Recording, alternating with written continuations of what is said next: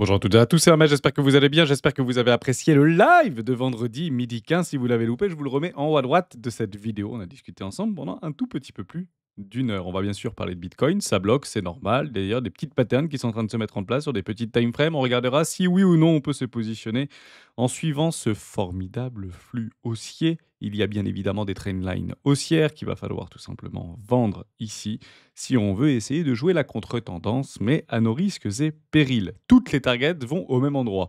Vous prenez des AB égale CD, des bull flags, des Fibos, c'est 135 000 dollars. Est-ce qu'on va y aller, est-ce qu'on va pas y aller? Il semblerait que Bitcoin en ait décidé ainsi. On va parler de tout ça dans cette vidéo, quelques news extrêmement intéressantes, et on a peut-être anticipé déjà la plus grosse semaine, notamment du côté USA, sur l'écosystème cryptographique. On en parle maintenant.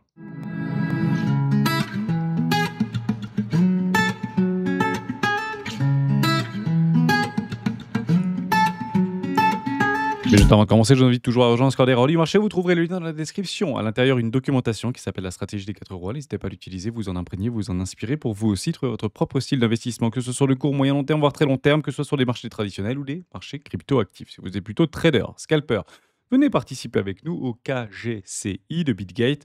Pour ce faire, rien de plus simple, j'ai créé l'équipe. Détail de l'équipe ici, ce sont les rois du Bitcoin, Hermès, et vous pouvez directement vous connecter à moi. Je suis le premier dans cette team-là. Ça commencera très exactement dans 7 jours et on créera un petit salon dédié dans le Discord des rois du marché. Vous voulez la stratégie 4 rois? Rien de plus simple. Le site lesroisdubitcoin.com, cliquez ici pour la télécharger et juste avant de partir, un prénom et une adresse mail. Vous recevez les 3 premières heures de l'initiative des rois. Côté Bitcoin, ça bloque, c'est normal. Trainline haussière ici, prenez des profits si vous vous êtes positionné sur des excès. C'est toujours la même chose, on va essayer de jouer les excès. Sur du plus petit court terme, on peut rester ici en journalier. Vous avez un fair value gap qui s'est positionné ici, un petit déséquilibre de marché aux alentours des 113 500 dollars à peu près.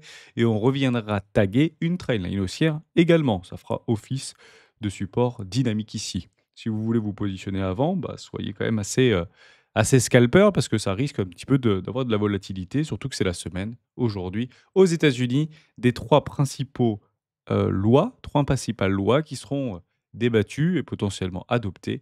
L'anti-CMBC, Clarity Act et le Genius Act qui permet d'encadrer notamment la question liée à tout ce qui est stablecoin. Plein de petites informations très intéressantes, dont une que je voulais absolument vous partager, c'est ça. On va aller sur Bitcoin et vous avez atteint une première target de prix. Celle-là, que vous la voyez ou que vous ne la voyez pas, honnêtement, elle existe. Il va falloir la prendre en considération. Je ne sais plus où est-ce qu'elle est. Elle est très exactement ici, sur une autre charge que j'avais mise. Rappelez-vous, c'était lors du cycle de 2021. On va chercher les bottoms, on va chercher les points, on va chercher les bottoms. Et on tire sur les 1,618,2 et vous voyez que ça travaille. 1,618,2, c'est là-dedans que ça travaille. Et oui, on vient de l'atteindre. La première target de ce cycle par rapport à des extensions de Fibonacci, très exactement, sur les 121 800 dollars, très précisément. Donc si ça commence un petit peu à travailler, c'est normal, c'est purement algorithmique. Je vous le dis en toute franchise. L'objectif, c'est de le squeeze, c'est d'aller chercher en fait et de s'installer dans une zone entre les 1,618 de 2 et ces 1,618 de nous atteint à peu près les 146 000 dollars. Beaucoup de targets AB égale CD, bull flag, Fibo, etc. nous renvoient aux alentours des 135 000 dollars. Je pense que c'est une target complètement réaliste à aller chercher potentiellement cette semaine, puisqu'on va essayer de créer de plus en plus de certitudes, notamment par rapport à ces différentes lois qui devraient être adoptées, notamment du côté américain. Je continue avec des petites news encore plus pertinentes, dont celle de 14h30 que vous connaissez tous, le CPI. Ça va directement infléchir ou non la politique monétaire de la Fed, même si ce n'est pas l'indicateur le plus regardé par Jérôme Powell et par les directeurs et les différents gouverneurs de la Banque centrale américaine. On est attendu à 2,6 si c'est un petit peu moins plutôt bullish, si c'est un petit peu plus mince, si c'est exactement dedans. RAS, rien à signaler. Il n'y aura pas d'autre chose à se mettre sur la dent de façon probante cette semaine du côté des annonces économiques. Bon, il y a d'autres petites choses à aller voir. Distribution, accumulation, choisissez votre camp. On vient chercher de la liquidité. On l'avait vu sur des screen traders. On l'a pisté aux alentours des 125 000 dollars. Ça continue à s'empiler aux alentours des 130, puis probablement des 135 000 dollars. Et on a toujours ce même viseur. Ce viseur, c'est quoi? Ce sont les options. Si on vient enfin aller chercher d'ici 10 jours, jour pour jour, nous sommes le 15 juillet alors que je vous parle, c'est la date d'expiration du 25 juillet prochain 2025. Si on fait les 120 000 dollars, Bitcoin est officiellement en tendance. C'est fou de le dire, mais c'est comme ça. En tout cas, si on prend une dimension institutionnelle ici, il semblerait que les institutionnels ne souhaitent pas se couvrir sur ce marché et plutôt unidirectionnel. Est-ce qu'un FOMO peut se mettre en place? La réponse est et oui. Pourquoi? Puisqu'on l'a fait. On l'attendait. Ça faisait tant de temps qu'on attendait cette situation-là. Je vais essayer de vous la retrouver sur une charte que j'avais délimitée. Voilà, juste ici. C'était ça. Des yeux en forme de cœur. Cette fameuse super trend qu'on avait positionnée ensemble. C'est exactement la même rouge qu'on avait, point bas, point haut. On était juste. On avait rebondi ici, vous le voyez comme moi, hein, aux alentours ici des 42 000 dollars à peu près. Puis on avait une très forte dégradation, puis une magnifique expansion. Je suis actuellement en hebdomadaire. On a eu exactement la même chose ici. Ça tape, ça retrace, ça tape, ça retrace, ça tape, ça retrace, ça break. C'est l'objectif, c'est pas de faire des réintégrations. L'objectif, c'est de faire des accélérations maintenant, hein. C'est ça l'objectif qu'on est en train de visualiser. On reprend une même fractalité depuis le début de ce cycle. Toujours par rapport à ces premiers arrêts qui forment une résistance, maintenant support. On viendra peut-être chercher le déséquilibre de marché. Donc, je l'ai exactement positionné aux alentours des 113 000 dollars. On en a parlé au début de la vidéo. Pour avoir un objectif unidirectionnel aux alentours des 175. Donc, j'avais dit 170 000 dollars, 175 000 dollars. Et après, on croise les doigts pour voir si oui ou non on va chercher les 230 000 dollars. Mais ce qui nous intéresse le plus, c'est surtout du côté Other.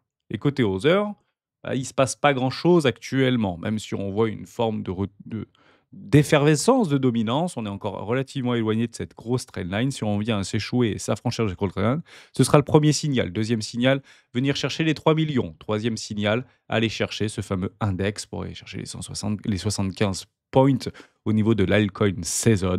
Et c'est exactement ce qui s'était passé ici. C'était en août 2020. Reprenez vos charts.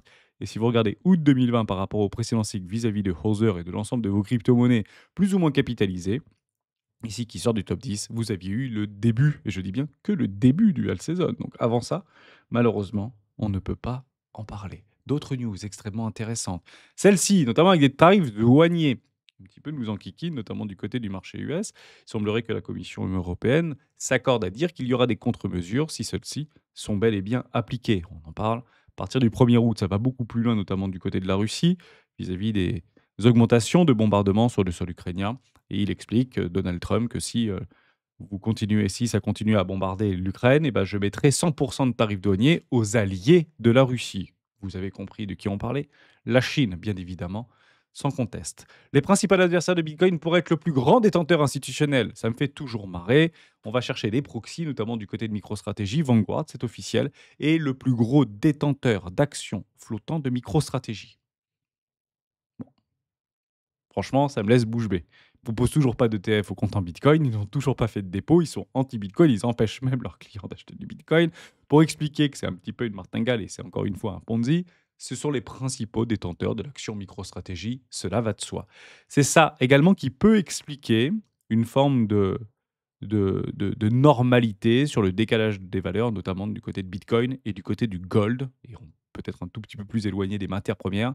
C'est par rapport à la déclinaison, donc decline liquidity, donc le déclin de la liquidité pour pouvoir absorber les demandes de bons du trésor étatique, notamment US. À un moment donné, vous avez bien compris, beaucoup attendent des ajouts de liquidité sur le marché. Ça n'ira pas directement alimenter l'économie, ça n'ira pas directement alimenter les portefeuilles des États-Unis ou des Américains, etc. Ça ira directement sur des nouveaux ou sur d'autres vases communicants pour pouvoir absorber cette demande de financement du Trésor américain. Et c'est exactement la même chose. En fait, il faut le prendre de la même considération si vous regardez principalement des actifs financiers. Nous, ce qui nous intéresse, ce sont les actifs financiers. C'est pas de savoir si on a 150 balles ou 200 balles de plus dans notre portefeuille à la fin du mois avec des hélicoptères monnaies. C'est pas ça qui nous intéresse. C'est de savoir comment la liquidité va se créer, va circuler et comment le marché doit réagir. Et le marché réagit toujours de la même façon. Il se protège. Quand vous avez une augmentation de la masse monétaire, le marché se protège et il y a des nouveaux circuits, notamment comme Bitcoin, qui permet de mettre en place des formes de réserve de valeur, tout simplement. Et ça, c'est quelque chose qu'il faut absolument regarder. Ceci est directement corrélé au décalage de prix de Bitcoin. Voilà. Donc regardez ça, regardez comment la liquidité se déplace et vous comprenez bien que c'est plutôt parabolique et on dirait que c'est quand même assez long. On n'est peut-être pas proche d'un top ici au niveau du dégain de liquidité pour pouvoir absorber les bons du trésor. Pump, on en avait parlé la semaine dernière. Bon, c'est toujours extraordinaire. En 12 minutes, il lève 500 millions de dollars. Un demi-milliard de dollars en 12 minutes. Je rappelle que vous achetez un truc capitalisé au bas mot 4 milliards de dollars ICO. Donc pré-ICO, 4 milliards de dollars. C'est plus maintenant puisque vous l'avez déjà en trading Donc ça reste sur un dérivatif, ce n'est pas le vrai token parce qu'il n'est pas encore listé, à plus de 40 voire 50 de son prix de listing annoncé. Donc, si vous voulez commencer à jouer, vous avez la possibilité de le faire sur des échanges décentralisés. Certaines aussi plateformes d'échanges centralisés le proposent avec des premiums beaucoup plus importants, donc faites attention par rapport à ça. Regardez le prix du listing annoncé, probablement qu'il sera listé peut-être un tout petit peu plus. Il y a beaucoup d'effervescence autour de ce projet. Ça c'est une forme de réplique, si vous voulez, du phénomène Memecoin il y a quelques mois, quelques années en arrière. Vous voulez y participer? Why not? Moi, je joue pas directement dans l'ICO, mais à le trader, why not? Ça peut être toujours intéressant, mais faites très attention parce que ça risque franchement de swinger. Donc, gros disclaimer par rapport à des leviers que vous voudrez mettre sur différents échangeurs, notamment décentralisés. Pas plus de choses à dire, hormis encore des parpaings du côté des ETF au compte en Bitcoin. Ici, du côté de BlackRock, côté de Fidelity, c'est juste formidable de l'observer. 394 millions, 297 millions. On fait un quasi-record avec plus de 1 milliard 177 millions de dollars en une seule journée. C'est juste formidable de l'observer. Côté Ethereum, même combat. Ça continue à empiler. C'est exactement ce qu'on voulait observer. Je suis toujours plus à jouer Bitcoin, à jouer Ethereum que Bitcoin. C'est mon play actuellement. Et vous le comparez si vous voulez avoir des relais ou un impact de la capitalisation par rapport aux inflows, bah, vous le multipliez à peu près par 10. Donc si vous voyez ici 250 millions, alors un petit peu moins de 10, vous prenez la capitalisation d'Ethereum, vous prenez la capitalisation de Bitcoin, vous voyez qu'actuellement la capitalisation d'Ethereum, ça doit être du 250 millions, je ne sais même plus combien c'est exactement, ça, comme ça fluctue quand même pas mal. On va le regarder ensemble. Et vous prenez la capitalisation de Bitcoin, je crois que c'est 2300 milliards de dollars de capitalisation. Donc on peut faire un ratio assez simple. Je n'ai plus du tout les chiffres, 3, ok, 3 milliards 50. Donc grosso modo, ça fait x7. Donc vous prenez ça, vous prenez 250 millions, vous le multipliez par 7, c'est exactement le même impact que ça devrait avoir sur l'action de prix. Moins de capitalisation, plus de volatilité, mais il semblerait que si vous prenez tout simplement cet arbitrage-là, il y a plus d'inflow en termes de capitalisation sur Ethereum que sur Bitcoin. C'est juste ce qu'il faut prendre en considération. Donc c'est la raison pour laquelle, en termes de bon sens, je pense que ça peut être intéressant d'aller essayer de jouer plus Ethereum que Bitcoin actuellement. Maintenant, j'ai un gros billet. Pourquoi? Parce que mon objectif, c'est de surperformer Bitcoin. Il semblerait qu'on soit à l'aube de faire une cassure et potentiellement une accélération. Et je le rappelle, je le dis et je le dirai jamais assez, c'est au niveau des moyennes qu'on se dira, OK, Ethereum est revenu sur un point d'équilibre. Donc actuellement, en termes de dominance face à Bitcoin, le point d'équilibre des moyennes, c'est à peu près 100% d'augmentation. Comme ça, vous le savez. Et c'est la raison pour laquelle vous avez beaucoup de tweetos ou beaucoup d'analystes qui vous disent, mais si on devait corréler sur un équilibre entre Ethereum et Bitcoin, Ethereum devrait être aux alentours aujourd'hui des 7-8 000 dollars. C'est tout à fait vrai. Ethereum devrait être aux alentours des 6 000, 7 000 dollars. Et c'est personnellement ce que je joue. À nos risques et périls, bien évidemment. Le gagnant de la clé Ledger sera annoncé demain. Vous avez été très nombreux à jouer et à participer. Je vous en remercie. On se retrouve sur le KGCI de BitGet si vous avez un compte BitGet. Sinon, je vous remets les liens dans la description. Et je pense qu'on va passer un magnifique moment comme on l'avait fait l'année dernière. On se retrouve demain avec des petites crypto-pépites exotiques qu'on va délimiter ensemble sur des arbitrages que j'ai repérés, que je joue personnellement. On s'en parle demain.